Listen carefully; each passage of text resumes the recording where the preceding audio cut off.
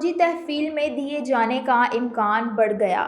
اگلے 2 ماہ اہم ہیں۔ جسٹس اعجاز الحسن کی سربراہی میں 5 رکنی بینچ نے سیویلین کے ملٹری کورٹس میں مقدمات کو غیر قانونی قرار دے کر 9 مئی کے ملزمان کو ریلیف دیا۔ لارجر بینچ نے فیصلہ معطل کر دیا تھا۔ آخری سماعت 7 ماہ پہلے ہوئی تھی۔ حتمی فیصلہ اب آئینی بینچ کرے گا۔ رپورٹ۔ السلام علیکم ناظرین، میں ہوں آپ کی ہوسٹ حسنہ خان اور آپ دیکھ رہے ہیں HITV۔ ناظرین، ٹرمپ کے دوبارہ صدر بن جانے کے باوجود عمران خان کی جیل سے فوری رہائی متوقع نہیں، الٹا انہیں فوجی تحویل میں دیے جانے کے امکانات بڑھ گئے ہیں۔ اس حوالے سے اگلے 2 ماہ اہم ہیں، جبکہ اس سلسلے میں تازہ قانون سازی اور اس کے نتیجے میں بننے والا آئینی بینچ نہایت اہمیت کا حامل ہے۔ جسٹس امین الدین خان کی سربراہی میں اس 7 رکنی آئینی بینچ کی مدت 2 ماہ مقرر کی گئی ہے، جس کے بعد نیا بینچ بنایا جائے گا۔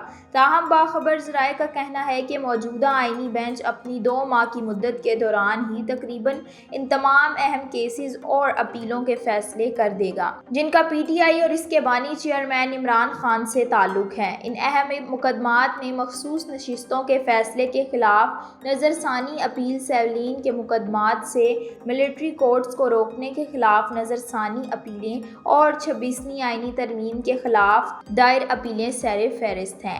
چونکہ ان تمام کا تعلق آئین کے آرٹیکل کے 184(3) یعنی مفاد عامہ سے ہے، لہٰذا یہ سب اپیلیں آئینی بینچ سنے گا۔ ان میں عمران خان کے مستقبل سے جڑا سب سے اہم فوجی عدالتوں کا کیس ہے۔ روزنامہ امت کی رپورٹ کے مطابق گزشتہ برس 23 اکتوبر کو جسٹس اعجاز الحسن کی سربراہی میں جسٹس منیب اختر، جسٹس یحییٰ آفریدی، جسٹس مظاہر نقوی اور جسٹس عائشہ ملک پر مشتمل سپریم کورٹ کے 5 رکنی بینچ نے عام شہریوں کی فوجی عدالتوں میں سماعت کو کالعدم قرار دے دیا تھا اور حکم دیا تھا کہ 9 مئی کے واقعات میں ملوث تمام 103 افراد کے خلاف سماعت ملٹری کورٹس میں نہیں بلکہ عام عدالتوں میں ہوگی۔ بینچ کا فیصلہ 4-1 کی اکثریت سے سنایا گیا۔ جسٹس یحییٰ آفریدی نے اکثریتی فیصلے سے اختلاف کیا تھا۔ 9 مئی کے ان ملزمان کو آرمی ایکٹ کے سیکشن 21D کے تحت فوجی تحویل میں لے لیا گیا تھا، جو فوجی تنصیبات پر حملہ کرنے والے سیویلین کے مقدمات ملٹری کورٹ میں چلانے کی اجازت دیتا ہے۔ لیکن 5 رکنی بینچ کے 4 جج نے آرمی ایکٹ کے اس سیکشن کو ہی غیر آئینی قرار دے دیا، جس کے تحت ماضی میں اور خود PTI کے اپنے دور حکومت میں بھی متعدد سیویلین کے خلاف نہ صرف ملٹری کورٹ میں مقدمات چلائے گئے بلکہ ان کو سزائیں بھی سنائی گئیں۔ اس فیصلے کے بعد خاص طور پر عمران خان نے سکھ کا سانس لیا تھا، کیونکہ وہ سمجھتے تھے کہ ابتدائی طور پر 9 مئی کے 103 ملزمان کے مقدمات ملٹری کورٹ میں چلائے جانے کے بعد ان کا نمبر بھی آئے گا۔ ان کا یہ خوف بے جا نہیں تھا کہ حکومتی اور ریاستی ذرائع متعدد بار عمران خان اور سانحہ 9 مئی کا ماسٹر مائنڈ قرار دے چکے ہیں۔ فوجی عدالتوں کے خلاف سپریم کورٹ کے 5 رکنی بینچ کے فیصلے کو PTI اور خاص طور پر عمران خان کے لیے ایک بڑے ریلیف کے طور پر دیکھا گیا۔ بینچ کے سربراہ جسٹس اعجاز الحسن کی عمران خان اور PTI سے محبتیں کسی سے ڈھکی چھپی نہیں تھیں۔ ان کا بیٹا سلمان اعجاز PTI کا سرگرم کارکن تھا۔ آئین کی آڑ میں فوجی املاک اور شہداء کی یادگاروں پر حملہ کرنے والوں کو تحفظ فراہم کرنے والے جسٹس اعجاز الحسن ایک روز چپکے سے استعفیٰ دے گئے۔ بتایا جاتا ہے کہ ان کے سامنے ان کی آف دی ریکارڈ سرگرمیوں کا پلندہ رکھ دیا گیا تھا۔ استعفیٰ دے دیا، اپنے جگری یار مظاہر علی نقوی کی طرح سپریم جوڈیشل کونسل میں کارروائی کے لیے تیار رہو، جس میں بطرفہ یقینی تھی۔ سو اعجاز الحسن نے پینشن اور دیگر مراعات بچانے کے لیے استعفے کو ترجیح دی۔ جسٹس قاضی فائز عیسیٰ کی ریٹائرمنٹ کے بعد انہوں نے اگلا چیف جسٹس بننا تھا۔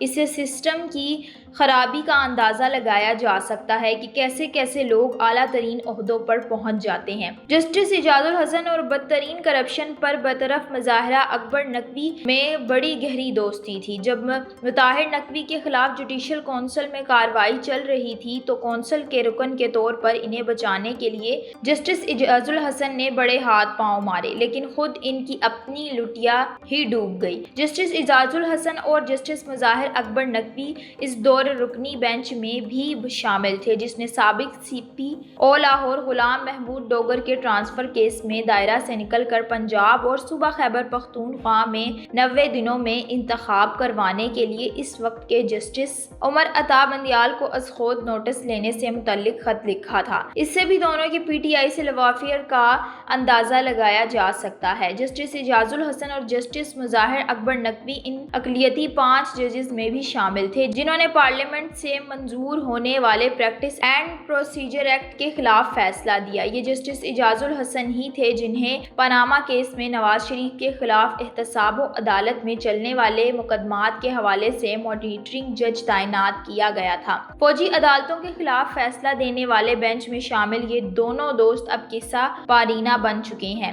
اس فیصلے کے بعد ازاں وفاقی حکومت، وزارت دفاع پنجاب، خیبر پختونخوا اور بلوچستان حکومت نے انٹرا کورٹ اپیلوں کے ذریعے چیلنج کیا تھا۔ ان اپیلوں کو سننے کے لیے جسٹس سردار طارق مسعود کی سربراہی میں 6 رکنی لارجر بینچ تشکیل دیا گیا تھا۔ اس بینچ میں جسٹس امین الدین خان بھی شامل تھے جنہیں 2 روز قبل آئینی بینچ کا سربراہ بنایا گیا ہے۔ کبھی کی راتیں بڑی اور کبھی کے دن بڑے کے مصداق آج پاکستانی عدلیہ کی سب سے طاقتور شخصیت بن جانے والے جسٹس امین الدین خان کو چیف جسٹس بندیال اپنے پورے دور میں نظر انداز کرتے رہے۔ بندیال کی جانب سے تشکیل کردہ تقریباً ہر اہم سیاسی مقدمے کے بینچ میں جسٹس اعجاز الحسن اور جسٹس مظاہر نقوی سمیت ان کے دیگر من پسند اور اہم خیال جج ہوتے تھے، جبکہ جسٹس امین الدین کو ان بینچوں میں ظاہر رکھا جاتا تھا۔ اس کا ایک سبب یہ بھی تھا کہ جسٹس امین الدین نے جسٹس قاضی فائز عیسیٰ کے خلاف ریفرنس کو ناکام بنانے کے لیے اہم رول ادا کیا تھا۔ فوجی عدالتیں کالعدم قرار دینے کے خلاف حکومتی اپیلوں کو سننے کے لیے جسٹس سردار طارق مسعود کی سربراہی میں تشکیل کردہ 6 رکنی لارجر بینچ نے 1 کے مقابلے میں 5 کی اکثریت سے جسٹس اعجاز الحسن کے بینچ کا فیصلہ معطل کر دیا تھا۔